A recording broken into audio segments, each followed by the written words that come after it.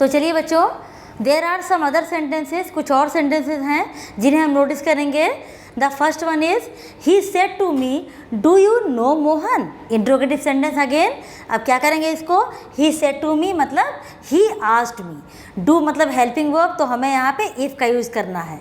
ठीक है, सेंटेंस को ज्वाइन करने के लिए to join the reporting speech and reported speech we have to use if, that is conjunction. ठीक है, तो आस्क्ड मी इफ़, इसके बाद मैंने क्या बताया था, अगर केवल डू या डज दिखता है तो उसको हटा दीजिए और मेन वर्ब उसको सेकेंड फॉर्म में रखेंगे। तो यहाँ पर केवल डू है, मतलब यहाँ पर नॉट नहीं है, तो हम इसे डू को हटा देंगे। तो if I, main verb you का मतलब आई से हुआ, you means second person according to object of reporting speech. तो ऑब्जेक्ट कहाँ है बेटा, ये है, रिपोर्टिंग स्पीच में ऑब्जेक्ट ये है, तो यू के स्थान पे हम मी लिखेंगे। तो बच्चों कोई भी सेंटेंस मी से नहीं बल्कि आई से स्टार्ट होता है ना, तो मी का मतलब आई से है, तो इफ़ आई, इसके बाद ये वर्ब आया, इसको हमें सेकेंड फॉर्म में रखना है अकॉर्डिंग टू रूल। तो इफ़ आई न्यू मोहन और लास्ट में फुल स्टॉप लगाना है, ये हो गया। ठीक, next one is he said to them will you go to school tomorrow. अब देखिए, ही आस्क्ड देम, विल है मतलब हेल्पिंग वर्ब है, तो हमें यहाँ पर we have to use if conjunction. तो ही आस्क्ड देम इफ़, इसके बाद विल के बाद क्या आ गया बेटा, विल यू, यानी कि विल यू को हमें क्या करना है बेटा, इसको सीधा कर देना है। हमने बताया था ना, अभी बताया है कि डू और डस को छोड़ के जितने भी हेल्पिंग वर्ब टाइप सेंटेंस हो उन्हें पहले सिंपल मतलब सीधा बना लो। तो विल यू का हम क्या बना लेंगे, यू विल बन गया। तो इफ़, इसके बाद यू विल, तो यू मतलब second person according to object. Object कहाँ है आपका, देम, तो यहाँ पर देम के मतलब का मतलब हुआ दे से। तो इफ़ दे, विल का मैंने वुड बना दिया, if they would go to school, tomorrow का मैंने चेंज किया द नेक्स्ट डे। बच्चों ये अदर वर्ड्स हैं जिनको चेंज करना होता है, वो भी अभी हम आपको लिख के बता रहे हैं और उन्हें आप नोट कर लेना। ओके, तो ये आपकी इनडायरेक्ट स्पीच बन गई। फिर से देखते हैं, he asked them if they would go to school the next day. ठीक, third one is Suman said to me do you not respect the teacher. अब देखिए, सुमन आस्क्ड मी, इसके बाद डू है मतलब हेल्पिंग वर्ब, तो हमें यहाँ पर इफ़ यूज़ करना है। तो सुमन आस्क्ड मी इफ़ लग गया, अब फिर अगेन डू आ गया, लेकिन इसके साथ नॉट भी है। डू में केवल डू नहीं है बल्कि नॉट भी लगा हुआ है, साथ में नहीं लेकिन है तो सेंटेंस में नॉट। यहाँ पर डू दिख रहा है, यहाँ पर नॉट दिख रहा है, तो उसमें अब ऐसी कंडीशन में हम ये प्रोसेस नहीं अपनाएंगे कि डू है तो डू को हटा दिया, वर्ब को से, ऐसा नहीं होगा। डू नॉट दिख रहा है बच्चों ना, तो डू नॉट का हमें डिड नॉट बनाना है अकॉर्डिंग टू रूल। तो इफ़, इसके बाद यू आप आ जाओ, डू को भी छोड़ देते हैं, you means second person according to object, तो ऑब्जेक्ट आपका मी है। तो इफ़ आई, फिर डू नॉट का डिड नॉट बनाइए, if I did not respect the teacher. Did not के साथ मेन वर्ब हमेशा फर्स्ट फॉर्म में होता है, तो if I did not respect the teacher and the lastly we have to add full stop. Okay, तो ये आपकी इनडायरेक्ट स्पीच तैयार हो गई। Next one is she said to me did you not obey your teachers. चलिए solve करते हैं इसे। शी आस्क्ड मी, डिड है हेल्पिंग वर्ब है, मतलब हमें यहाँ पर इफ़ का यूज़ करना है। इफ़, इसके बाद डिड यू नॉट है, तो इफ़, अभी डिड को छोड़ दीजिए, इफ़ के बाद आप डायरेक्ट सब्जेक्ट पे पहुँच जाइए, यू है, तो you means according to object of, you आपका सेकंड पर्सन प्रोनाउन है। तो आपने पढ़ा है बच्चों कि second person pronoun will be changed according to object of reporting speech. तो ये आपकी रिपोर्टिंग स्पीच है और इसमें ऑब्जेक्ट कहाँ है, मी। ठीक है, तो इफ़ आई, यू के स्थान पे आई हो जाएगा, मी का मतलब आई से है, तो इफ़ आई, फिर डिड नॉट है, तो डिड नॉट किस में कन्वर्ट होता है, हैड नॉट में। डिड नॉट है तो उसका हैड नॉट बन जाता है, और जब हैड नॉट बनाते हैं तो उसके बाद जो मेन वर्ब आती है वो थर्ड फॉर्म में आती है। बच्चों याद है आपको, डिड नॉट के साथ मेन वर्ब फर्स्ट फॉर्म में रहती है, लेकिन जब उसको हम हैड नॉट में कन्वर्ट करते हैं तो मेन वर्ब थर्ड फॉर्म में आ जाती है। तो हमने यहाँ पर इफ़ आई हैड नॉट, ओबे का ओबेड बना दिया, और योर टीचर, योर आपका सेकंड पर्सन प्रोनाउन फिर से आ गया, तो योर का मतलब second person according to object of reporting speech, object आपका मी है, तो योर टीचर के स्थान पे माई टीचर हो जाएगा। ठीक है, तो she asked me if I had not obeyed my teacher. तो दीज आर द सेंटेंसेस। ठीक है, आपको क्लियर हो गया बच्चों।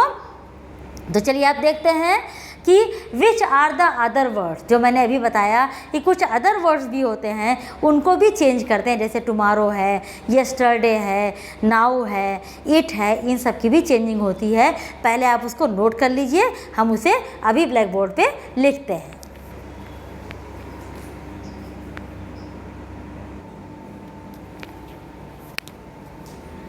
हाँ, तो देखिए बच्चों, these are the changing of other words. कुछ अदर वर्ड्स भी सेंटेंसेस में आते हैं। हाउ टू चेंज देम, आप देखो लिखा है, इसे आप नोट कर लो। They are also as important as the other changes.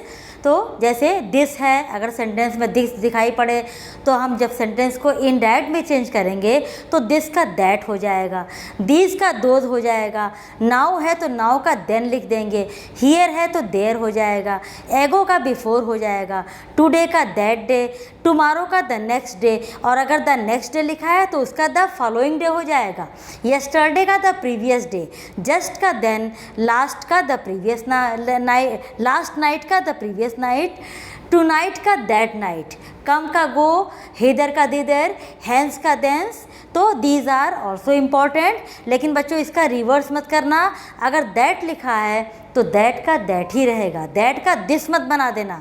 अगर दोज लिखा है तो दोज का दोज ही रहेगा, दोज को दिस में कन्वर्ट मत कर देना। इन सब का रिवर्स नहीं करना है। अगर ये सारे वर्ड हैं तो they will be change according to their own, इन सब के अकॉर्डिंग चेंज किए जाएंगे।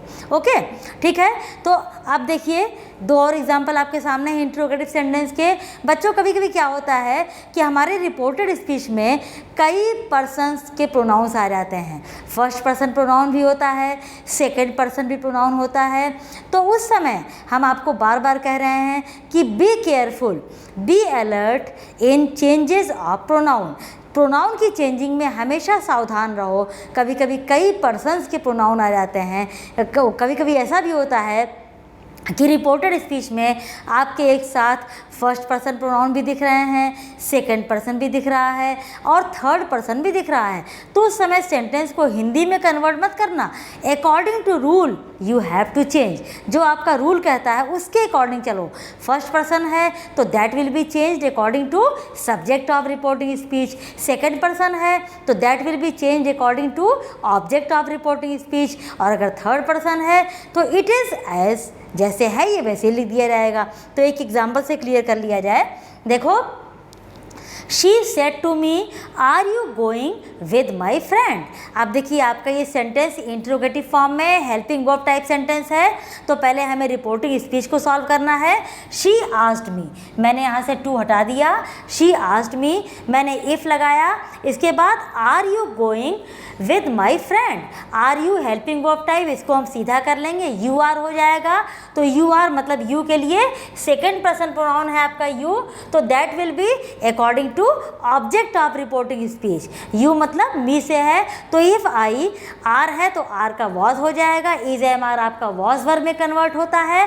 तो if I was going with my friend. अब देखो यहाँ पर माई, ये भी तो आपका प्रोनाउन है जो कि आपके फर्स्ट पर्सन में है। तो इस तरह से आपने देखा इस सेंटेंस में दो प्रोनाउन हैं, एक तो आपका ये यू है और दूसरा आपका माई है। तो बच्चों आप ऐसा किया करो, जब भी इस तरह के सेंटेंस आए तो पहले रिपोर्टेड स्पीच में जितने भी प्रोनाउन हैं उनको टिक कर लिया करो, ताकि पता चले कि वो फर्स्ट पर्सन में है कि सेकंड पर्सन में है, दे ऑल। ठीक है, तो ये तो आपका चेंज हो गया।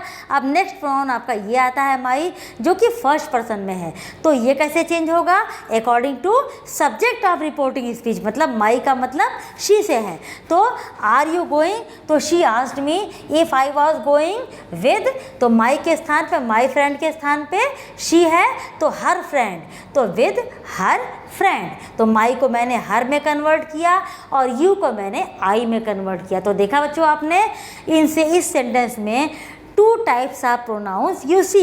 एक आपका फर्स्ट पर्सन में है जिसको मैंने अकॉर्डिंग टू सब्जेक्ट चेंज किया, और एक आपका सेकंड पर्सन में है जिसको मैंने अकॉर्डिंग टू ऑब्जेक्ट चेंज किया। तो इस तरह की भी कंडीशन आती है जब आप देखो कि रिपोर्टेड स्पीच में कई तरह के प्रोनाउन हैं, तो पहले आप उनको टिक लगा लो, फिर अपने दिमाग में आप अच्छे से सोच करके बनाओ। अगर फर्स्ट पर्सन है पहले तो उसको आप ऑब्जेक्ट के सब्जेक्ट के अकॉर्डिंग चेंज करो, अगर सेकेंड पर्सन है तो उसे ऑब्जेक्ट उसके अकॉर्डिंग चेंज करो। अगर थर्ड पर्सन है तो उसमें तो कोई चेंज होगा ही नहीं, ठीक है। Next one is teacher said when will you leave the class. अब देखो व्हेन आपका आगे अगेन क्वेश्चन वर्ड, तो कैसे सॉल्व करेंगे?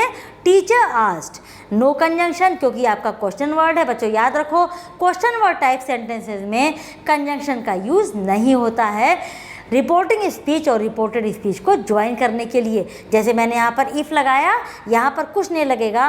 टीचर आस्क्ड व्हेन, इसके बाद फिर आपका हेल्पिंग वर्ब आ गया, will you leave the class आ गया ना बच्चों। तो विल यू को हम सीधा कर लें, यहाँ पर लिख दें हम यू विल। बहुत ही ईजी प्रोसेस है ये। विल यू को मैंने यू विल बना दिया। अब इसे आप सॉल्व कर लो। You means second person according to object of reporting speech, but there is no object in reporting speech. तो in this condition what will you do, हम सेंटेंस को कैसे बनाएंगे? आइदर ही और शी। अच्छे से दिमाग में नोट कर लो, जब भी ऐसी कंडीशन आए ऑब्जेक्ट ना हो और आपके रिपोर्टेड स्पीच में सेकंड पर्सन प्रोनाउन दिखाई पड़े तो ये ऑब्जेक्ट मांगता है। ऑब्जेक्ट नहीं है तो आप तुरंत सेंटेंस को ही से बनाओ या शी से बनाओ। तो क्या लिखा मैंने? व्हेन, इसके बाद मैंने इसको ही से बनाया। यू विल, तो यू के स्थान पे मैंने ही कर दिया। विल का मैंने वुड बनाया, तो when he would leave the class, और लास्ट में फुल स्टॉप ऐड किया। तो बच्चों these are your interrogative sentences, okay, and question word type also. ठीक, तो आपको क्लियर हो गया होगा बच्चों। तो चलिए अगला देखते हैं इम्परेटिव सेंटेंसेस। अगर आपके सेंटेंस में if you find imperative sentences in your reported speech, how will you change them into indirect speech? Let's see, आइए देखते हैं।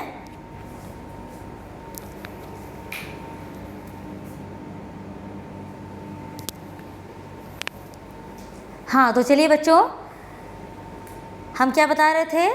About imperative sentences, very interesting. अब देखते हैं, अगर आपके रिपोर्टेड स्पीच में if you find imperative sentences in your reported speech, how will you change them into indirect speech? देखते हैं बच्चों। तो इम्परेटिव सेंटेंस हम आपको बता चुके हैं वो कैसे होते हैं, व्हाट टाइप्स आर दे, कैसे होते हैं बच्चों वो sentence? They are of different types, वे कई तरह के होते हैं। कुछ ऐसे होते हैं जो कि डायरेक्ट वर्ब से स्टार्ट होते हैं। फॉर एग्जाम्पल जस्ट रिमाइंड, कम, ये आपका क्या है बच्चों? इम्परेटिव सेंटेंस है। ये भी आपका वर्ब से है। स्टैंड अप, ये भी आपका इम्परेटिव है। कीप इट अप, ये भी आपका वर्ब से स्टार्ट है। कुछ ऐसे होते हैं जो प्लीज़ या काइंडली से स्टार्ट होते हैं, बता चुके हैं, याद आया। कुछ ऐसे होते हैं जो कि लेट से स्टार्ट होते हैं। कुछ और होते हैं जो कि डू नॉट से स्टार्ट होते हैं। ये सब आपको हम बता चुके हैं पैसिव वॉइस में। तो अगर इस तरह के सेंटेंस आपके रिपोर्टेड स्पीच में आ जाएँ तो उन्हें कैसे चेंज करेंगे? बच्चों सबसे पहली चीज़ ये है कि इम्परेटिव सेंटेंसेस में there will be no change in the verb of reported speech. बहुत बड़ी चीज़ है, रिपोर्टेड स्पीच का जो वर्ब होता है उसको हम चेंज नहीं करते हैं। अगर आपका सेंटेंस इम्परेटिव फॉर्म में है तो फिर चेंज होता क्या है बच्चों? इम्परेटिव सेंटेंस को पहले आप पढ़ो। अगर आपके रिपोर्टेड स्पीच में इम्परेटिव सेंटेंस है तो उसे आप पढ़ो और पढ़ के देखो कि व्हाट डज इट मीन, इसका क्या मतलब निकल रहा है। Does it order, does it advice, does it request, ये कह क्या रहा है? रिपोर्टेड स्पीच में जो सेंटेंस लिखा है उसका मतलब क्या है? क्या ये ऑर्डर दे रहा है, क्या ये एडवाइस कर रहा है, क्या ये रिक्वेस्ट कर रहा है, या क्या ये सिंपल सी बात कह रहा है? तो अगर आपको लगे कि ये ऑर्डर दे रहा है तो आपको चेंजिंग करनी है रिपोर्टिंग स्पीच में। बच्चों इसमें बिल्कुल जस्ट अपोजिट होता है। आपको रिपोर्टिंग स्पीच के ऊपर अटेंशन पे करना है और केयरफुल रहना है। तो अगर आपको लगता है कि रिपोर्टेड स्पीच में जो सेंटेंस लिखा है वो ऑर्डर फॉर्म में है तो आप यहाँ चेंज करोगे और लिखोगे ही ऑर्डर्ड मी, क्योंकि ये ऑर्डर दे रहा है। तो यहाँ क्या लिखेंगे बच्चों हम? ही ऑर्डर्ड मी। ना यहाँ पर टोल्ड लिखेंगे, ना यहाँ पर आस्क्ड लिखेंगे, बल्कि क्या लिखेंगे? He ordered me. इसके बाद यहाँ पर हम टू लगाएंगे, दैट इज़ कंजंक्शन।